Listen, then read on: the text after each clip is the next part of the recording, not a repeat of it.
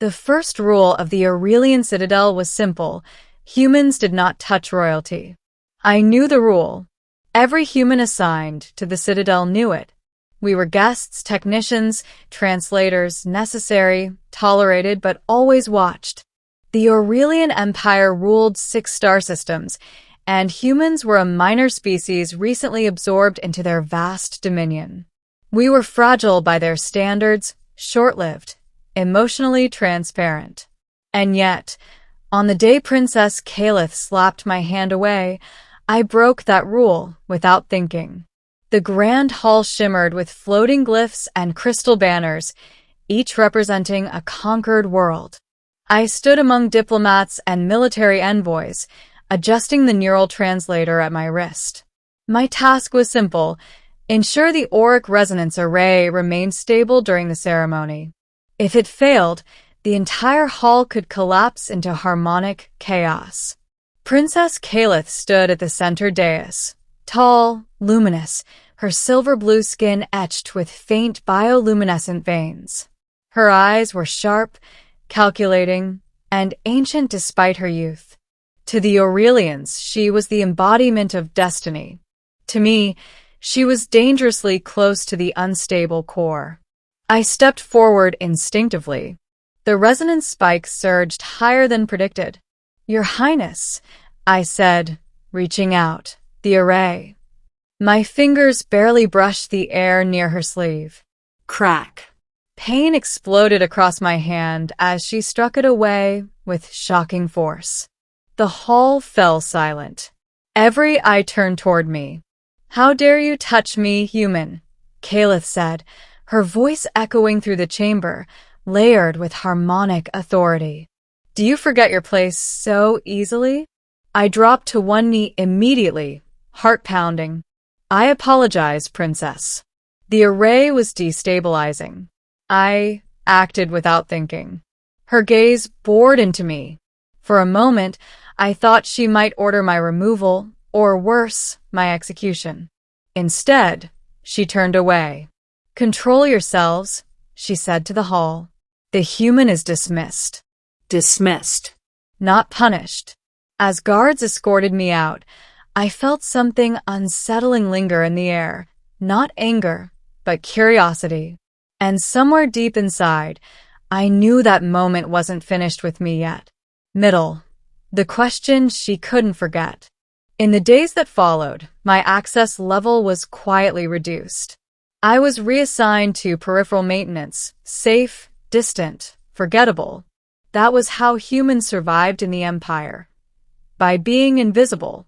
But Princess Caliph did not forget.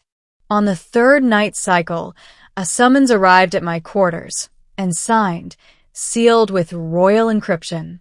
My pulse spiked as I decrypted it. "Human engineer Elias Wren, your presence is requested for private consultation. 3rd Spire. Do not bring security. No time. No explanation." The 3rd Spire was restricted even to most Aurelians. As I ascended the silent lift, my mind raced through worst-case scenarios. Interrogation. Memory extraction. A warning disguised as mercy. Her chambers were vast yet minimalist, illuminated by soft starlight filtered through crystalline walls. Caliph stood near the observation window, her back to me. "You touched the array," she said without turning. "Not me."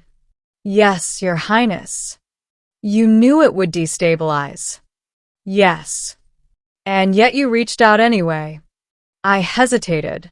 I calculated the risk in under a second.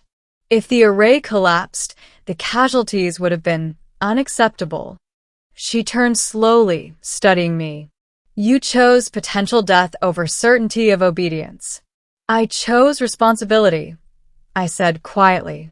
Silence stretched between us. Finally, she gestured to a console. "Show me." I blinked. "Show you what?" "Your calculation. Your reasoning. Humans are said to be reckless, not precise." As I explained my logic, I noticed something startling. Caliph wasn't judging me. She was learning, asking questions. pressing deeper, not to intimidate, but to understand. Hours passed unnoticed. "You are different from what I was taught," she said at last. "They say humans act from fear. We act from connection," I replied. "Sometimes from hope." Her bioluminescent markings pulsed faintly, a sign of emotional resonance in her species. "You embarrassed me," she said suddenly, "in front of the entire court." "I know. And yet," she continued, "when you knelt, you did not feel shame, only concern." I met her eyes, because the array mattered more than my pride. She turned away again, but her voice softened. "You may leave. For now." As I exited, I realized something impossible had begun. The princess of the Aurelian Empire was questioning her certainty, and I was the cause. Middle, a dangerous invitation. From that night on, the summons continued. Always private, always quiet. I became her unofficial advisor. Never announced, never acknowledged. We spoke of resonance physics, imperial history, and eventually philosophy. She asked me why humans questioned authority, why we valued individuals over empires. One evening, she revealed the truth. "The Auric throne is failing," she said, voice low. "The empire is sustained by obedience, not unity. My coronation will not save it." "You could change it," I said. "Or destroy it," she replied. The Aurelians believed emotion weakened leadership. Caliph was raised to suppress hers. But exposure to human thought, to me, was unraveling that discipline.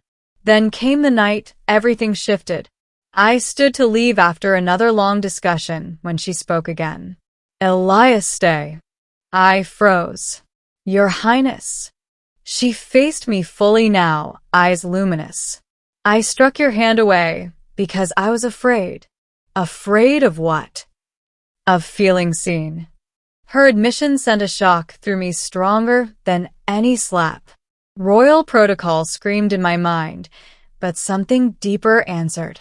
"You're not weak for questioning," I said carefully. "You're strong for it." She stepped closer, stopping just short of contact. "Visit my chambers tomorrow," she said softly. "Not as my engineer." "As what?" I asked. "As someone whose presence I trust." Then she turned away, dismissing me, not with authority, but with vulnerability. Ending, the room where empires changed. The following night, I entered her chambers knowing nothing would ever be the same. Caliph was not dressed as a princess. No ceremonial markings. No symbols of rank. Just herself. "I have decided," she said, "to change the empire." My heart pounded. "That will make you enemies." "It already has." She approached me, stopping within arm's length. This time, she did not strike my hand away when I reached out, not to touch, but to offer. She placed her hand in mine. "I will rule differently," she said, "with transparency, with cooperation, with humans not as subjects, but partners." "And the court?" I asked. "They will resist, but they cannot deny the results." She released my hand and stepped back, composure returning.